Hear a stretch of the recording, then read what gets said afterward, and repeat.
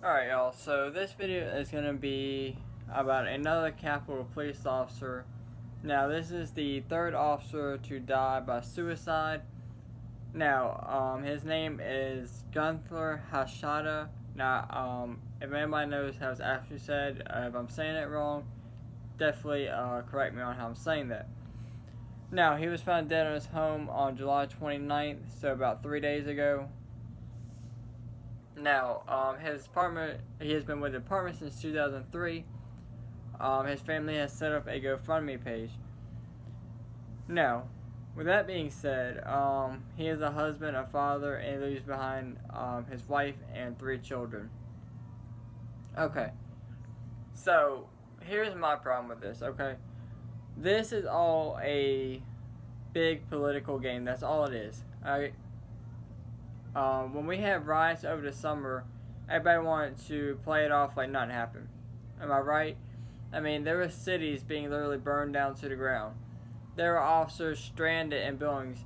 In fact, in Atlanta, on CNN, SWAT team officers were surrounded and trapped inside of the CNN building. They went in there to try and get the rioters out. They eventually got them out. And then they were trapped inside the CNN building with rocks thrown at them. One of the officers actually threw tear gas, but it didn't go off, and the rioter threw it back at the officer. And again, multiple officers in New York were injured after a vehicle drove through them.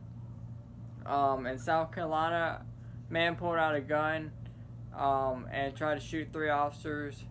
2 officers were shot in St. Louis in the night, and then that same day, that morning, 2 officers were shot. Again, and that's not including the multiple cop cars that were destroyed, multiple businesses that destroyed, police departments that were destroyed. In Portland, the officer that had luckily got out of his car had a Molotov cocktail thrown in his car. So what I'm trying to say is, everybody's downplaying that, but you have these officers that were inside the Capitol giving, emotional statements and all this. So where is all these liberal outlets and liberal people talking about this summer? Because I haven't heard about any arrest of them. Where's all the people that should be getting arrested over what they call the Summer of Love or peaceful protest? And again, there were 235 riots, okay, over the summer. 1 on January 6th. 1, alright? And they choose to talk about January 6th. Why? Alright, I mean, there were so many riots that happened, and now they're trying to say that most of them were peaceful over the summer when they weren't. I mean, anybody with any kind of common sense knows that it wasn't peaceful. I mean, there were hundreds of officers hurt. Just officers alone. Again, I'm not downplaying anything that the Capitol officers did, okay? But what I've seen in videos from January 6th and what I've seen on videos from over the summer, there's a big difference in the violence, okay? I mean, January 6th, some of the officers were letting people in. Some of them were just firing off tear gas randomly before anything even happened. And you got these officers up there giving victim impact statements and all this. Why? Why are they out there? And then you got them crying on stand. It's all a political game. That's all it is. It's all a political game. But if you bring up the whole summer where there were protests, officers getting run over, officers getting hit, not mention about it.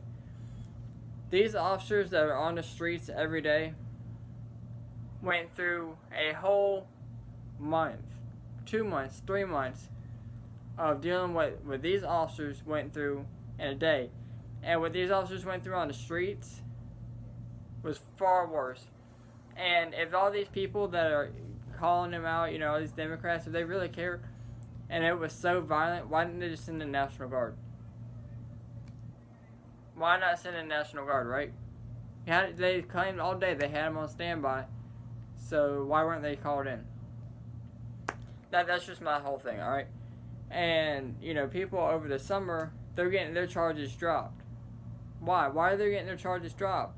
I don't understand. That's why in Portland, you're still having riots. You're still having hundreds of officers quit. Same thing in Chicago. Crime rate has gone up. You've passed 430 shootings in July.